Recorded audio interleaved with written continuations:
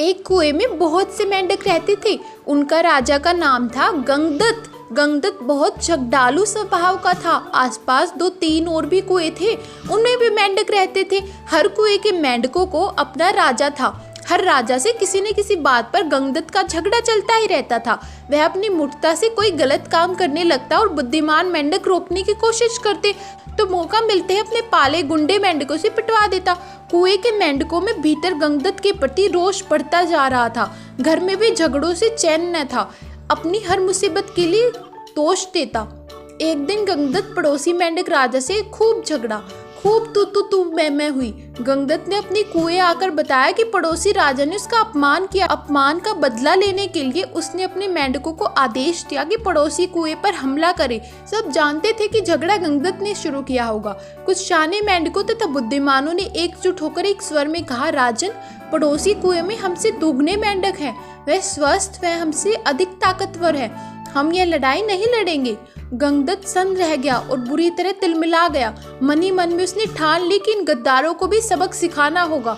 गंगदत्त ने अपने बेटे को बुलाकर भड़काया, बेटा, पड़ोसी राजा ने तुम्हारे पिताश्री का घोर अपमान किया है। जाओ पड़ोसी राजा के बेटों की ऐसी पिटाई करो कि वे पानी मांगने लग जाएं।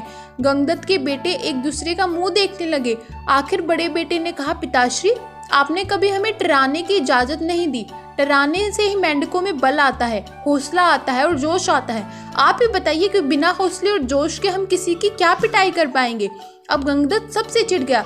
एक दिन वह कूदता और भड़बड़ाता कुएं से बाहर निकल इधर उधर घूमने लगा। उसे एक भयंकर नाग पास ही बने अपने बिल में घुसता नजर आया। उसकी आंखें चमकी। जब अपने दुश्मन बन गए हो तो दुश्मन को अपना बनाना चाहिए। यह सोच वे बिल के पास जाकर बोला, नागदेव, मेरा प्रणाम। नागदेव फुफकारा, अरे मेंढक, मैं तुम्हारा बैरी हूँ, तुम्हें खा जाता हूँ और तू मेरे बिल के आगे आकर मुझे आवाज दे रहा है। गंगदत्त डराया, हे नाग, कभी कभी शत्रुओं से ज्यादा अपने दुख देने लगते हैं। मेरा अपनी जाति वालों और सगों से इतना घोर अपमान किया है कि उन्हें सबक सिखाने के लिए मुझे तुम जैसे शत्रु के पास आकर सहायता मांगने आना पड़ा है। तुम मेरी दोस्ती स्वीकार करो और मजे करो। नाग ने बिल से अपना सिर बाहर निकाला और बोला, मजे? कैसे मजे? गंगदत्त ने कहा, मैं तुम्हें इतने मेंढक खिलाऊंगा कि तुम मुटाते मुटाते अजगर बन जाओगे।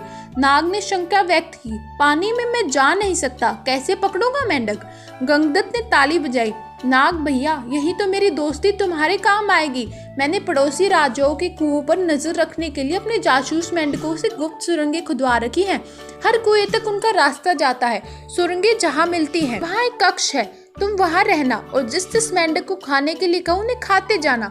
नाग गंगदत्त से दोस्ती के लिए तैयार हो गया क्योंकि उसमें उसका लाभ ही लाभ था। जब एक मूर्ख बदले की भावना में अंधे होकर अपनों को दुश्मनों के पेट के हवाले करने को तैयार हो तो दुश्मन क्यों नहीं इसका लाभ उठाए। नाग गंगदत्त के साथ सुरंग कक्ष में जाकर बैठ गया। गंगदत्त ने पहले सारे पड़ोसी मेंढक राज्यों और उनकी प्रजा को खाने के लिए कहा। नाग कुछ सप्ताह में सारे दूसरे कुओं के मेंढक सुरंगों के रास्ते जा जाकर खा गया। जब सब समाप्त हो गए तो नाग गंगदत्त से बोला, अब किसे खाऊं, जल्दी बता। 24 घंटे पेट फुल रखने की आदत पड़ गई है। गंगदत्त ने कहा, अब मेरे कुएं के सभी सियानों और बुद्धिमान मेंढकों को खाओ। वह खाए जा चुके तो प्रजा की बारी आई। गंगदत्त ने सोचा कि प्रजा की ऐसी की तैसी हर समय कुछ न कुछ शिकायत करती रहती है। उनको खाने के बाद नाग ने खाना मांगा तो गंगदत्त बोला, नाग मित्र, अब केवल मेरा कुनबा और मेरे मित्र बचे हैं। खेल खत्म और मेंढक हजम।